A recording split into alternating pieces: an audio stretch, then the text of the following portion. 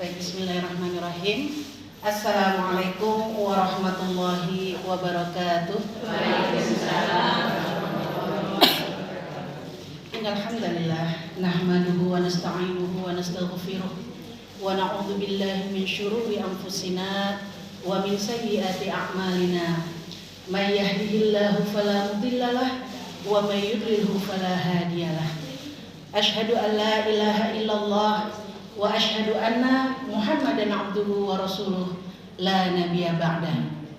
Allahumma fassalli ala Muhammad wa ala alihi wa ashabihi wa man tabi'ahu illa yaumiddin. Amma ba'd. Fa usini wa iyyakum bi taqwallah haqqa tuqatih wa la tamutunna illa wa antum muslimun. Shadaqallahul azim. Yang saya hormati Ibu Ketua PCA Umbul Harjo, Ibu siapa tadi disebutin ya? Bu Nur Adia. Okay. Yang saya hormati ibu-ibu pimpinan cabang Aisyah Umbul Harjo. Yang saya hormati ibu-ibu ketua PRA sekecamatan Umbul Harjo.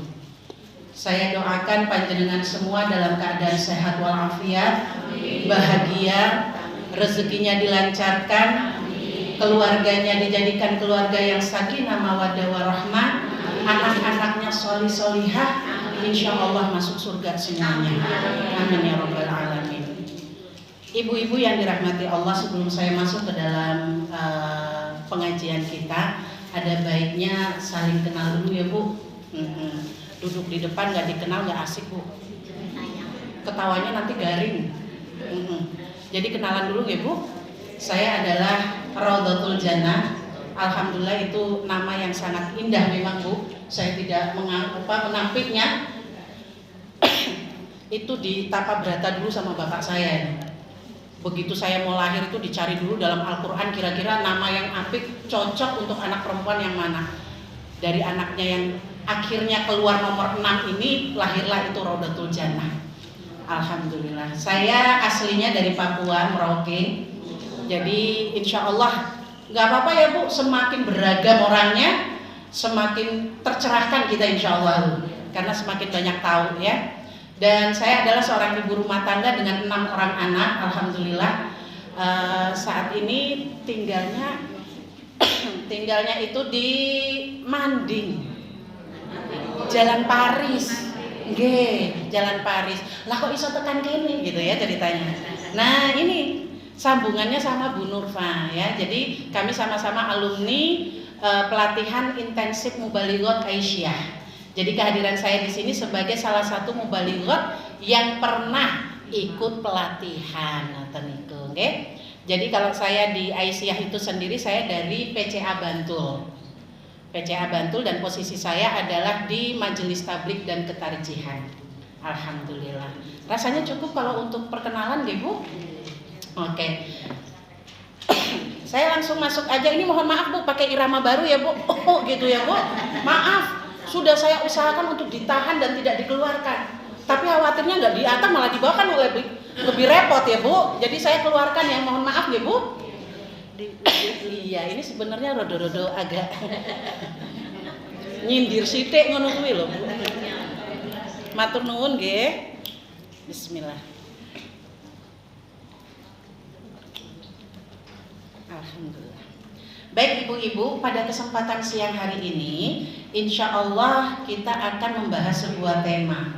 Saya kemarin diundangnya itu dalam rangka mengisi pengajian pimpinan cabang Umbul Harjo. Maka otak saya langsung, oh berarti yang ngumpul mesti para pimpinan.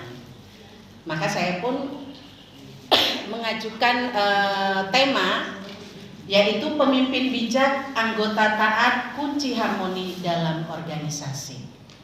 Ibu-ibu sudah berapa lama ngikut organisasi Bu? Ada yang udah lebih dari 20 tahun Bu? Masya Allah. Yang 10 tahun ke bawah? Yang baru beberapa bulan? Ketemu dalam sebuah organisasi berbagai macam karakter bikin senep nggak Bu? Kadang jadi emosi nggak Bu? Kadang iya, kadang gitu ya. Nah sekarang pertanyaannya, kalau kita dalam organisasi, khususnya sekarang kita lagi di Aisyah nih, pertanyaannya, jenengan lebih senang jadi anggota apa jadi pemimpin Bu? Aman, tanpa tanggung jawab gitu ya Bu, nggak perlu laporan, cukup ngikut aja, ketua kesana ngikut, ketua kesana ngikut. Ada yang senang jadi pemimpin? Abot, kepeksa ya, ditodong gitu ya Bu. Baik. Baik, dalam sebuah organisasi kita nggak usah bicara organisasi dulu, bahkan dalam diri kita sendiri, kita ini adalah pemimpin. Hadis riwayat Bukhari, Nabi Muhammad SAW telah menyatakan, kullukum ra'in wa kullukum mas'ulun. Setiap kita ini adalah pemimpin dan kita semua pasti diminta pertanggungjawaban atas apa yang kita pimpin. Aku ketua kok, berarti kan nggak ada? Tidak Bu, diri kita ini adalah yang kita pimpin. Maka diri kita inilah yang nantinya akan diminta pertanggungjawaban. Jadi tidak ada cerita, aku kalau di Aisyah nggak usah muncul-muncul banget biar nggak ditunjuk jadi pemimpin, jadinya nggak ada tanggung jawab. Enggak Bu, jenengan ada di sini tetap akan diminta pertanggungjawaban. Ya, saya kepengen kita sedikit mengingati kembali kriteria pemimpin dalam versi Muhammadiyah. Ya, yang utama tuh ada 4 Bu. Yang pertama, seorang pemimpin itu harus memiliki integritas. Apa itu integritas? Yakni sidik, dapat dipercaya. Seorang pemimpin itu harusnya punya tanggung jawab dalam menyelesaikan tugas yang sudah diberikan. Apapun tanggung jawab itu, karena kita memiliki integritas, maka pasti diselesaikan. Gak ada cerita di tengah jalan kita udah mumet, wah iso aku bikin kayak gini, ya wis tak tinggal baik. Oh anggotanya diajak rono, diajak rene, gak mau, aku sendiriannya wegah. Ini gak usah aja semuanya jalan. Nah, seorang pemimpin harus memiliki integritas. Dia mampu, dia bisa dipercaya untuk menyelesaikan tugas. Yang kedua, memiliki kapabilitas atau dia orang yang amanah. Ya. Bahwa dia itu amanah dalam hal ini tadi mampu diberikan tanggung jawab dan pasti selesai. Dia itu punya kapabilitas yang bisa dipercaya orang lain, ya. Dia punya integritas, dia itu sidik, ya. Omongan dia tuh lurus, nggak ada belok-belok. Antara lisannya, perbuatannya, hatinya itu sama. Apa yang keluar dari lisannya itu sama dengan apa yang dia lakukan. Itulah sidik atau integritas. Sedangkan kapabilitas adalah kemampuan dia menyelesaikan tanggung jawab. Yang ketiga, seorang pemimpin itu hendaklah dia populis atau tabligh. Apa artinya? Dia memiliki jiwa kerakyatan, lebih mengutamakan kepentingan bersama daripada kepentingan pribadi. Mohon maaf Bu Ketua, saya nggak bisa hadir, soalnya putu saya lagi mau ditemenin, lagi rewel. Mohon maaf ya Bu Ketua, saya nggak bisa ikut rapatnya, soalnya ini lagi diajak untuk rekreasi. Ya, ini saya maaf ini karena sering saya mendengar alasan kayak gini nih Bu. Jadi nggak di sini, maksud saya bukan di sini yang saya bicarakan ya, enggak, di luar sana. Saya ketemunya kayak gitu Bu. Mohon maaf nggak bisa ikut, soalnya kampung saya lagi bikin hari kemerdekaan. Ada aja alasannya. Seorang pemimpin menurut Muhammadiyah, dia adalah orang yang populis, orang yang tabligh. Dia punya keinginan untuk mengedepankan kepentingan bersama, kepentingan pribadinya masih bisa nanti gitu.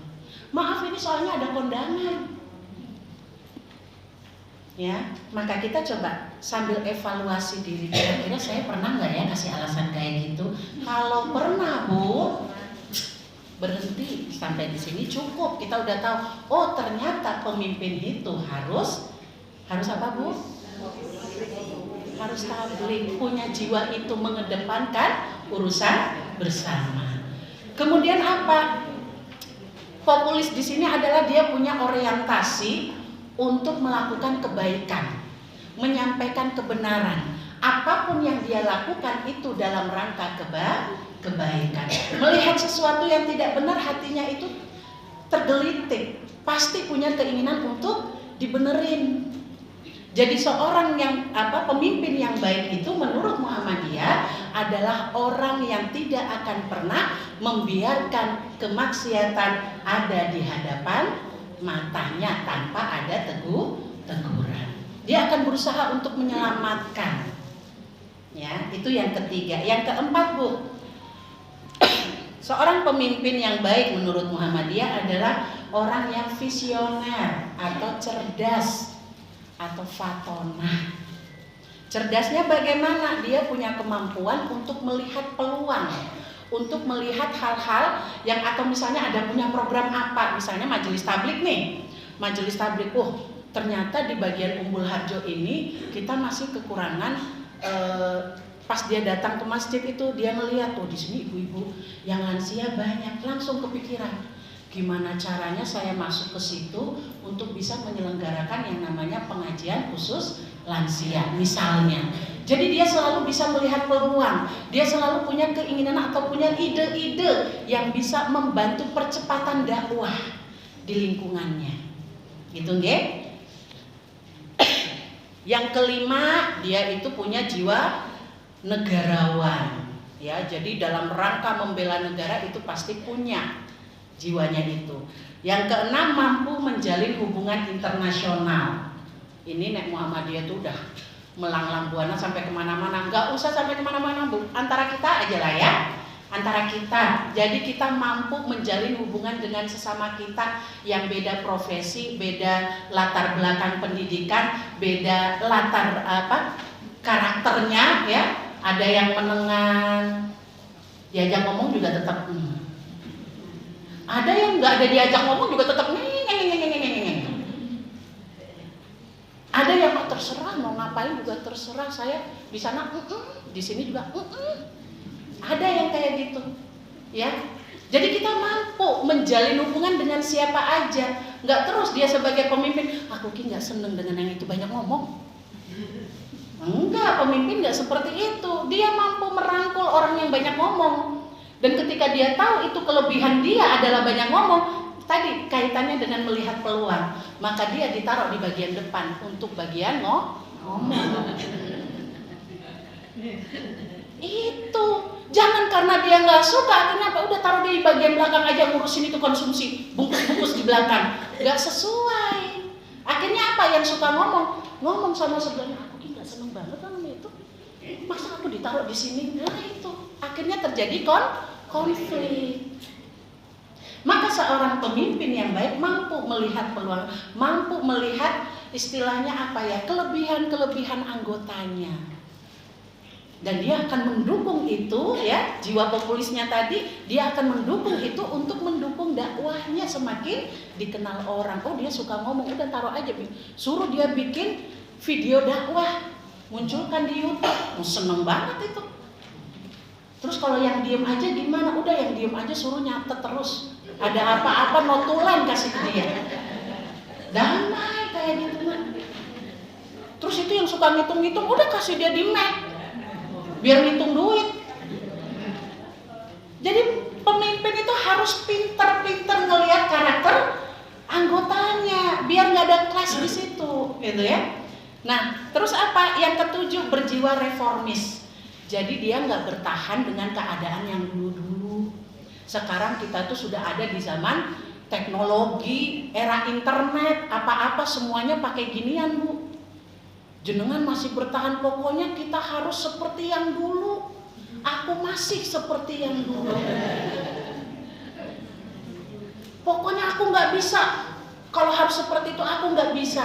seorang pemimpin tidak pernah berkata tidak bisa. Aku hari ini belum bisa, tapi aku akan belajar. Gitu. Ya. Jadi disinilah ibu-ibu kita sudah tahu ya, yang namanya pemimpin minimal itu dia sidik, amanah, fatonah, dan tabligh. Minimal itu 4 tadi itu.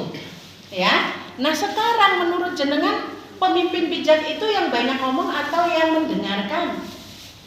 Jadi jenengan ngomong apa aja dia, oh nggih, Bu nggih. Nah, menurut jenengan itu yang baik atau yang ibu-ibu sekalian ngomong terus dari dari awal sampai akhir?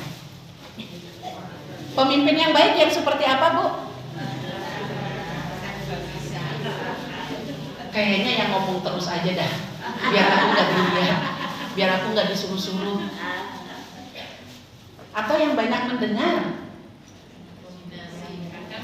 Yang kadang ngomong, kadang diem, kadang denger gitu ya.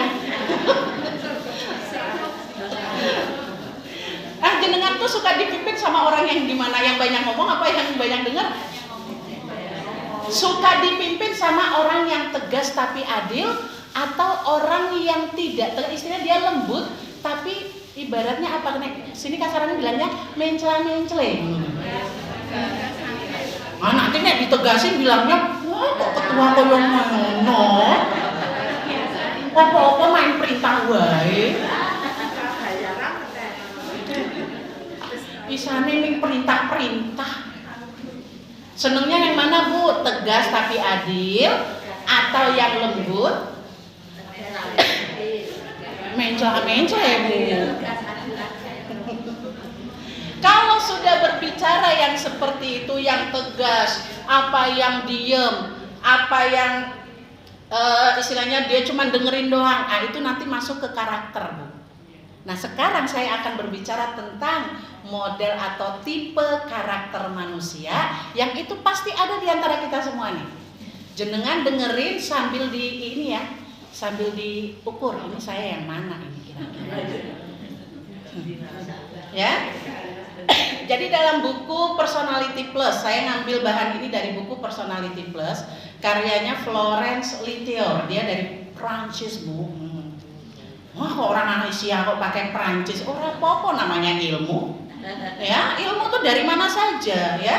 Kita ambil itu punya umat Islam kok itu, ya. Nah, dia membagi 4 tipe dasar manusia, karakter dasar manusia ada 4. Yang pertama itu melankolis, Bu. Nah, 4 karakter dasar ini ada di wajah pemimpin kita yang 4 orang di awal pengganti Rasulullah, yaitu Khulafaur Rasyidin. Yang pertama melankolis, itu ada di wajahnya Abu Bakar Asyidin. Melankolis itu yang gimana? Orangnya tuh perasa. Ini yang jenengan bilang katanya pengen yang cuma dengerin, nah ini. Orangnya perasa, apa-apa tuh dianalisa. Sebentar ibu-ibu saya tak pikir dulu ini kalau begini, ini modelnya tuh. Kita jangan cepat mengambil keputusan, harus kita hitung-hitung dulu, harus kita pikir-pikir dulu, harus kita jabar-jabarkan dulu. Nah ya, kemudian apa? Dia itu penuh perhitungan. Nah misalnya kita mau pergi ke sana, itu biayanya sekian. Terus kalau mau ke sini, berarti nanti kita butuh dana sekian-sekian. Terus nanti kalau kita dapatnya cuma perhitungan. Udah gitu overthinking, gampang kesinggung. Diomongin, kita nggak ngomongin beliau, tapi beliau yang ngerasa. Iya ini berarti ada. Ya. Nah dia ini termasuk pemimpin yang perfeksionis. Apa-apa harus sesuai dengan yang sudah dijadwalkan, ditulis, yang sudah diatur. Keluar sedikit, meleset sedikit, stres.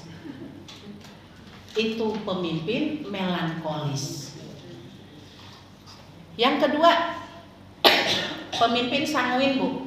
Nah, pemimpin sanguin ini biasanya menyenangkan sekali. Karena memang orangnya suka yang senang-senang, bahagia-bahagia. Ayo ibu-ibu kita semuanya untuk bulan depan kita akan pergi rihla ke sana.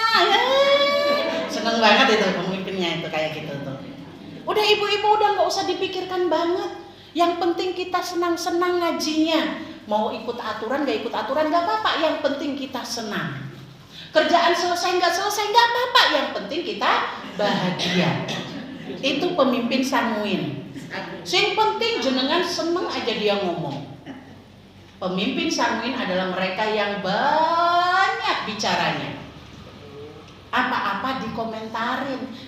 Itu kalau pakai bajunya kayak begitu kurang cantik ya. Itu jilbabnya diganti aja. Besok jangan yang itu. Aduh itu warnanya nggak matching. Ini pemimpin sanguin. Dia nggak kepikiran tentang isi rapat. Yang dia pikirkan adalah baju apa yang dipakai, warnanya matching apa enggak.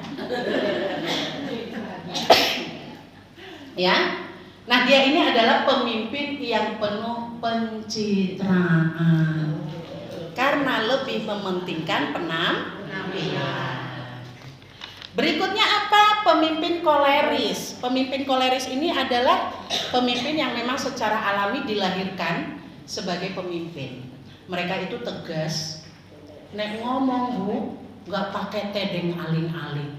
Ente mau sakit hati, nggak sakit hati terserah. Yang penting saya sampaikan. Aturan kalau sudah ditegakkan kayak gini berani ada yang melenceng langsung. Bisa di punishment. Kamu harus begini, kamu harus begitu. Kamu bagian sana, kamu bagian sini. Jadi kalau jenengan ada di dalam sebuah kumpulan, senang melihat orang kayak gini, ada orang yang suka gini-gini, nah itu tuh, koleris tuh. Jenengan bisa lihat nanti ke anak-anak juga. Ketika anak-anak jenengan main, terus ada yang bilang, kamu kesini, barisnya begini. Ah itu tuh, calon pemimpin tuh, koleris dia. Bapak di rumah kalau suka, bu, kamu bikin ini, itu tuh. Koleris, ya sukanya merintah, ya. Tapi orangnya rajin, dikasih kerjaan apa selesai bu, suka tantangan.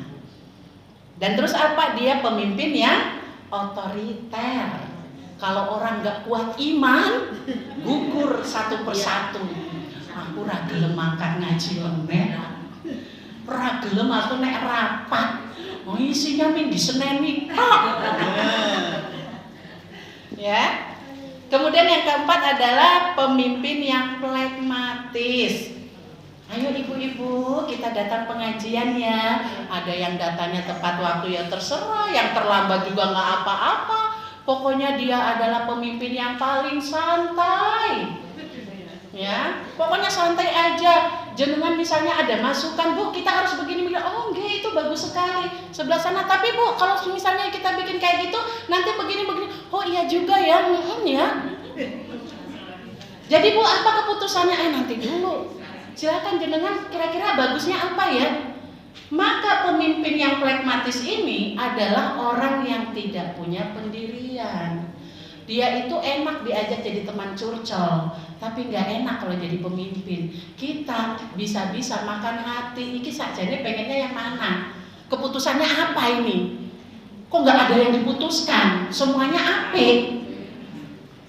Bajunya yang ini ya bu, oh ya. Kok coraknya apik? Bu yang ini aja, juga ya. Itu warnanya juga cantik tuh.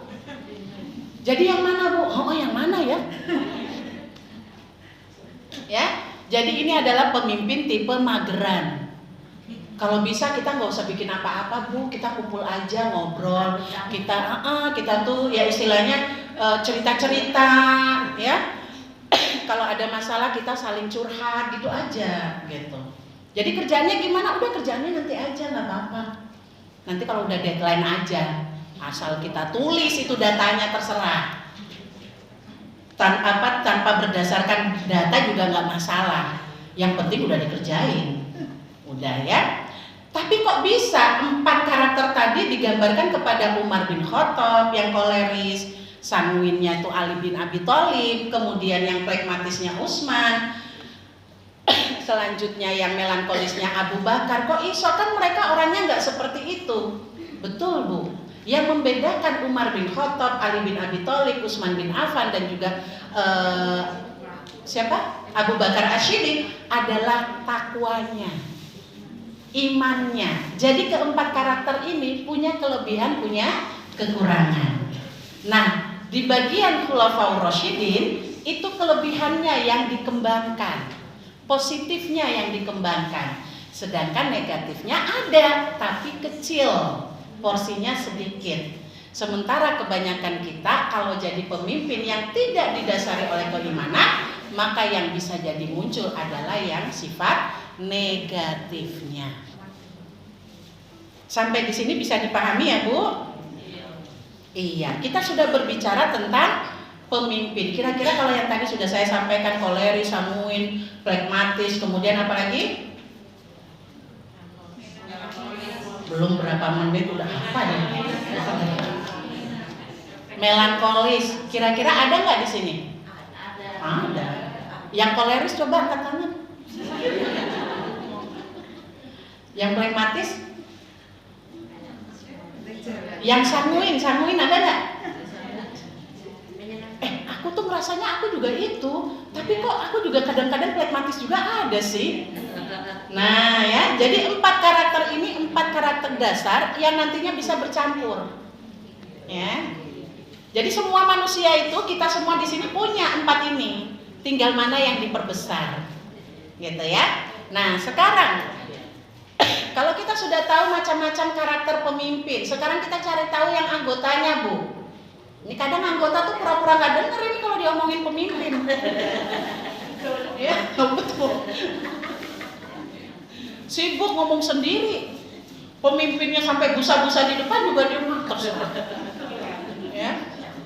Ini juga berlaku, karakter 4 tadi juga berlaku kepada anggota. Nah menurut jenengan, anggota yang baik itu yang seperti apa?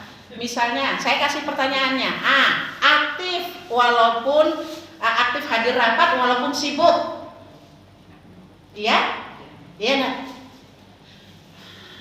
Saya kalau udah sibuk udah nggak usah hadir. Anggota yang baik diundang rapat meskipun dia sibuk dia tetap hadir, betul? Betul. Dia itu nggak banyak bicara tapi kerja nyata, betul? Betul ya. Kemudian dia itu suka menyenangkan orang lain, benar? Benar. Kita kalau ada anggota semuanya serius nggak enak Bu, iya nggak? Semuanya ngadepin dengan muka. Mesti menyenangkan kalau ada yang senyum, ya. Kemudian apa? Dia siap menerima keputusan meskipun tidak sesuai dengan keinginannya, betul? Betul nggak Bu? Nah jenengan mesti langsung pulang kalau nggak sesuai. Oh, enggak ya, enggak, jangan gitu Bu. Ya, jadi kita sepakat ya bahwa anggota yang baik adalah mereka ketika diundang rapat tidak ada alasan sibuk. Apalagi ini rapatnya untuk kemaslahatan umat. Malah datang rapat juga paling cuma ngomong-ngomong kayak gitu, ra ngerti aku. Habis itu nggak rapat, nggak datang gitu ya. Aktif hadir walau dalam keadaan sibuk itu tipenya koleris. Koleris itu dia lebih suka tantangan. Jadi dalam keadaan sibuk asalkan itu untuk kebaikan bersama pasti dia berangkat. Dia akan punya yang namanya skala prioritas. Dia mampu mengatur waktunya. Sesibuk apapun itu dia bisa menyempatkan diri untuk hadir di dalam rapat. Kemudian yang kedua, nggak banyak bicara tapi kerja nyata. Kira-kira tipe apa ini? Melankolis. Nggak banyak ngomong kalau melankolis, langsung action. Yang ketiga, suka menyenangkan orang lain. Siapa dia? Sanguin, betul. Sanguin itu yang orangnya tuh cerah banget, wajahnya tuh cerah. Coba lihat di kiri kanannya cerah orang Bu. Ada yang merengut nggak itu? Nggak ada. Umbul Harjo kok merengut? Jangan ya. Yang siap menerima keputusan itu pragmatis. Udah terserah apa yang diputuskan. Aku siap, aku terima dengan lapang dada. Nah itu pragmatis. Dan semua ini adalah tanda anggota yang baik. Nah kalau usulannya nggak kepake Bu, kira-kira belum sampai pertanyaannya Bu. kalau usulannya silakan ibu-ibu usulkan ini kira-kira mau gimana. Sudah diusulkan panjang lebar sesuai secara struktur ya. Strukturnya apik tapi nggak kepake Bu. Kira-kira jenengan itu legowo yang penting untuk kepentingan bersama atau enggak? Enggak, aku pulang. Tanya dulu alasannya apa kok nggak dipakai, tapi tetap santun, kayak gitu apa enggak Bu? Kayaknya juga sih saya tetap harus nanya kenapa kok usulan saya nggak kepake. Padahal itu bagus itu usulannya, ngopo kok nggak dipakai? Ada lagi nggak enak hati, tapi ya wis lah tak kerjakan wae. Ada nggak yang kayak gitu? yang ada nggak kayak gitu? Nggak enak hati sih. Tapi ya mau gimana lagi, udah jadi keputusan. Tahu aja dah. Ada banyak gak sih? Ada banyak ya? Banyak, nyatanya banyak yang sender kok. Yang senderan itu yang biasanya kayak gitu tuh, ya udah terserah aja dah. Ini yang duduk di depan yang tegak kayak gini biasanya koleris tuh. Siap-siap ini kira-kira ada yang ngomong apa itu ustadzanya. Dan yang terakhir pilihannya Bu, langsung bikin rapat sendiri. Usulannya nggak kepake langsung colek temannya, tuh kan? Ada nggak yang kayak gitu? Wes berhenti, jangan lagi ya. Niatan kita di Aisyah itu untuk kemaslahatan umat. Ubah ego kita menjadi ikhlas.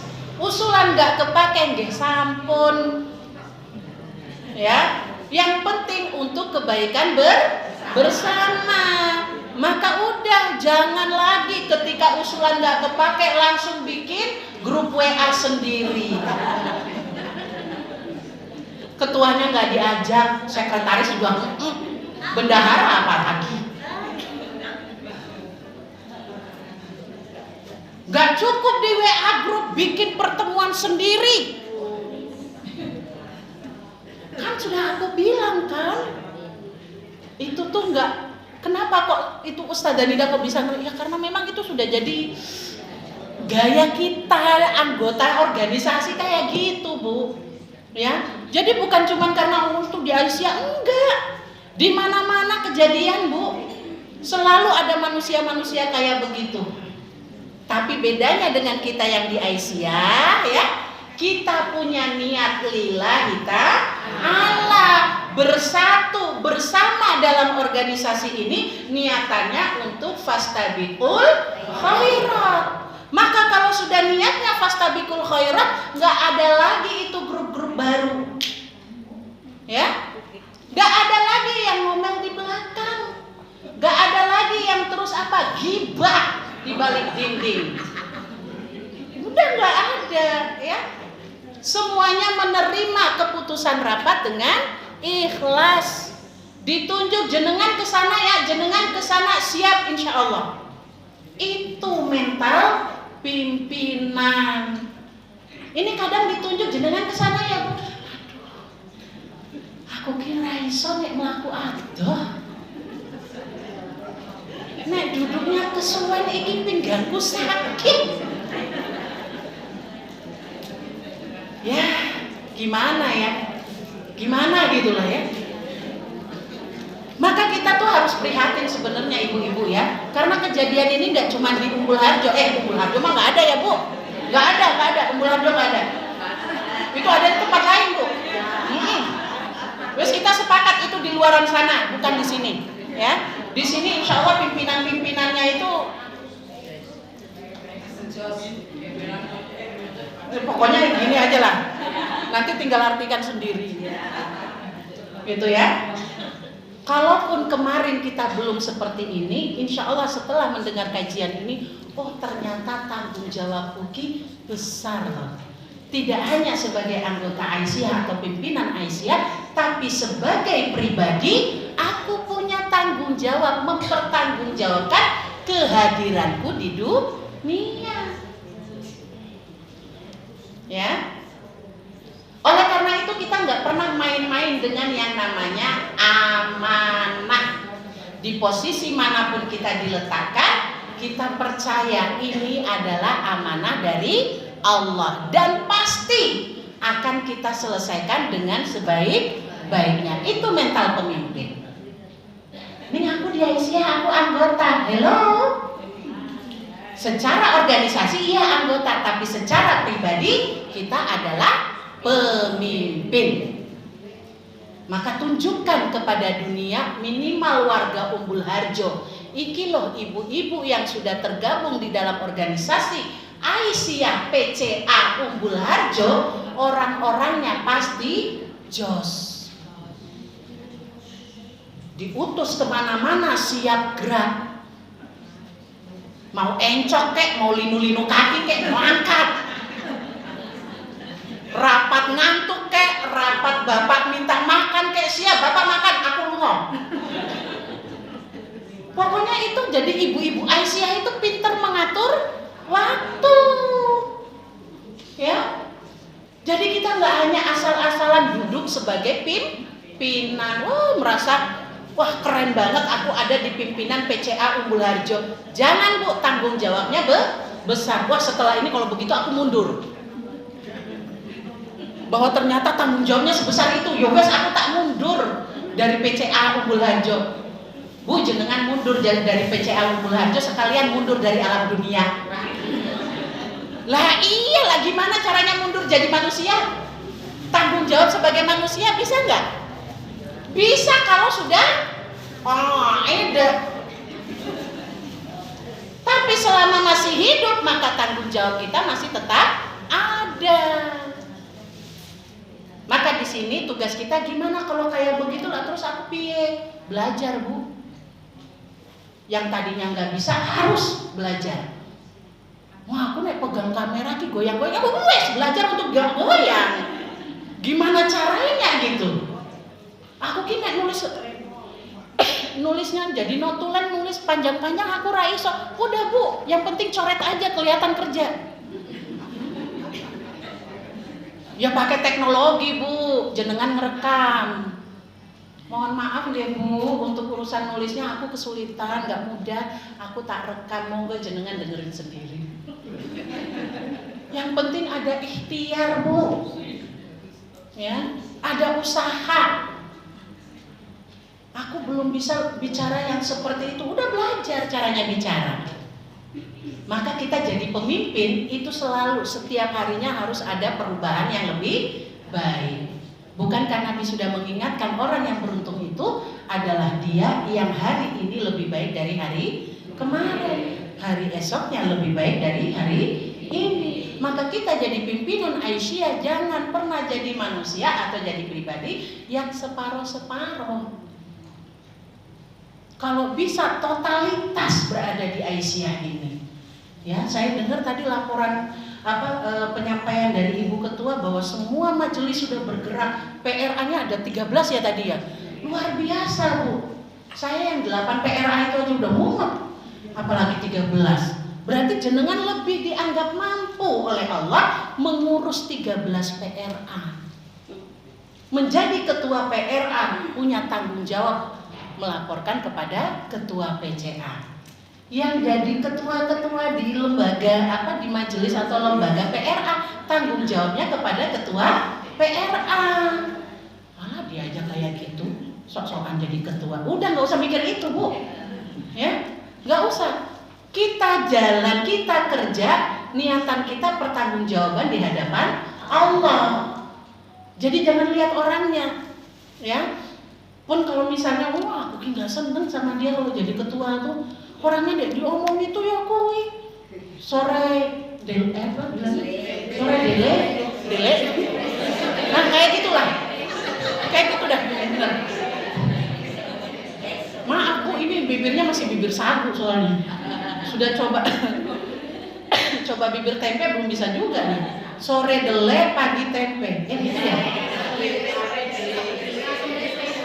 Ya itu maksudnya omongannya nggak bisa dipegang gitulah. Ya, intinya kita jangan seperti itu. Ya, pemimpin Aisyah, pimpinan Aisyah harus menunjukkan sebagai pribadi yang memiliki kredibilitas. dia bisa dipercaya, ya, dia sidik, dia amanah, dia cerdas orangnya. Ya, sampai di situ ibu-ibu, mudah-mudahan kita semua dimudahkan Allah dalam mengemban amanah ini. Ya, bahwa kita berada di Aisyah ini, Allah memberi kesempatan kita untuk bisa berdakwah dengan lebih mudah. Saya bergabung di Aisyah di tahun 2023 pas habis musyawarah itu ya, tuh pergantian periode itu, baru di situ. Awalnya saya itu dakwah sendiri, Bu. Jadi hanya berdasarkan kenal teman, saya ngisi sana, ngisi sini. Akhirnya saya punya pikiran, saya butuh kapal yang lebih besar. Supaya apa? Dakwahku bisa lebih meluas. Maka Aisyah yang saya pilih. Qadarullah ketika saya kecil di Merauke, tempat tinggal saya itu memang sudah lingkungannya Muhammadiyah. Tapi baru lingkungannya doang, orangnya belum. Ya, jadi kelakuan masih belum Muhammadiyah belum. Ya. Nah, kemudian apa? Ketika saya bergabung di Muhammadiyah, saya di kuliah di Ambon itu saya juga udah gabung sama Ikatan Mahasiswa Muhammadiyah. Kenapa kok saya tertarik dengan Muhammadiyah Aisyah? Karena saya terus terang, Bu, di Merauke itu yang namanya dakwah Islam di tahun saya masih kecil dan remaja itu belum ada kelihatan orang Islam yang pinter. Maka saya tertarik dengan Muhammadiyah karena apa? Saya melihat Muhammadiyah itu ngomong ya, menyampaikan dakwah itu dengan akal pikiran tuh nyambung gitu loh. Jadi saya suka kecerdasan yang ditampilkan itu, saya suka. Itu yang membuat saya pada akhirnya ketika saya sampai di Yogyakarta ini, saya bingung mau masuk organisasi apa. Saya bingung, alhamdulillah terus saya diperkenalkan dengan tetangga yang dia orang Muhammadiyah, Aisyah. Saya diajak ngaji, Bu. Ngaji apa? Ngaji itu loh. Bukan, Bu. Dia ngaji Al-Quran juz amma tapi pakai bahasa Jawa. Nah, ya kan? Kebayang, Bu, saya nggak tahu bahasa Jawa. Tapi saya tetap duduk di situ anteng dengerin apa yang mereka, jadi dibaca Arabnya terus Indonesianya pakai bahasa Jawa, itu terjemahan Jawa. Udah gitu ustadznya pakai bahasa Jawa, komplit lah saya tuh. Udah tulisan Jawa yang diomongin Jawa. Jadi saya tuh, aduh ini gimana caranya nangkep ini ya, nangkep ilmunya gitu. Dan memang ini ya, salah satu ketika kita sudah punya keyakinan, betul-betul pegang teguh keyakinan itu, maka Allah akan kasih jalan. Pada akhirnya saya dipertemukan dengan Aisyah Sabdodadi. Kemudian saya ikut itu pemilihan yang pimpinan cabang. Qadarullah ditaruhnya di majelis tabligh. Bersyukur saya itu sesuai dengan keinginan. Kalau enggak saya pulang mungkin. Ya, jadi itu sekedar intermezzo ibu-ibu. Maka dalam hal ini saya cuma ingin mengingatkan kepada kita semua, ibaratnya makanan yang namanya organisasi kan mesti ada musyawarah ya. Musyawarah itu sudah memang perintah Allah ya. Wa amruhum syura bainahum, dan semua keadaan mereka atau kebutuhan mereka atau permasalahan mereka diselesaikan dengan musyawarah. Tapi yang namanya musyawarah itu ya tadi, ada orang yang ngomong terus, ada yang diem aja, ada yang pura-pura nggak ngerti, nggak dengar ya, ada yang emosian gitu ya. Maka dalam keanekaragaman itu ya, bayangkan musyawarah itu ibarat makanan, dia itu ibaratnya tumpeng, komplit tapi penuh makna, ya nggak Bu? Ya kan? Segitiga nasinya dibikin segitiga kan ada maknanya tuh, ya. Komplit isinya ada ayam, tempe, telur, apa segala macam sayur gitu kan? Musyawarah tuh seperti itu, komplit penuh makna. Ada yang emosian, udah terima, memang itu karakternya, gitu ya. Kemudian apa? Dia itu ibaratnya rujak, rame, tapi enak, seger lagi. Ada yang pahit, ada manis, ada asem gitu kan. Bisa juga dijadikan apa? Ibaratnya sop sayur, semuanya jadi satu. yang pemarah ya, yang emosian, yang seneng-seneng, yang apa semuanya nyatu di situ. Dan yang terakhir dia gorengan. Musyawarah itu kayak gorengan, ada aja yang bikin rame. Pokoknya udah diterima musyawarah itu, insya Allah selama tujuannya adalah untuk kebaikan, kita pasti lillahi ta'ala, ujung-ujungnya sami'na wa ata'na. Tidak ada lagi rapat kecil ya. Semuanya sudah ikhlas menerima keputusan. Mau punya pemimpin yang banyak ngomong oke, punya anggota yang emosian aja gitu ya. Sama-sama saling memaklumi. Asal itu sudah jadi sebuah keputusan, niatnya untuk maslahat umat, maka kita semuanya bersatu dalam kalimat sami'na wa ata'na. Itu saja dari saya ibu-ibu semuanya, mudah-mudahan ada manfaatnya. Aku qouli hadza astaghfirullahal azim wa astaghfiru minkum. Nasrun minallah wa fathun qarib wa basyiril mu'minin. Ubur-ubur ikan lele. Saya undur diri, Le. Itu saja. Assalamualaikum warahmatullahi wabarakatuh.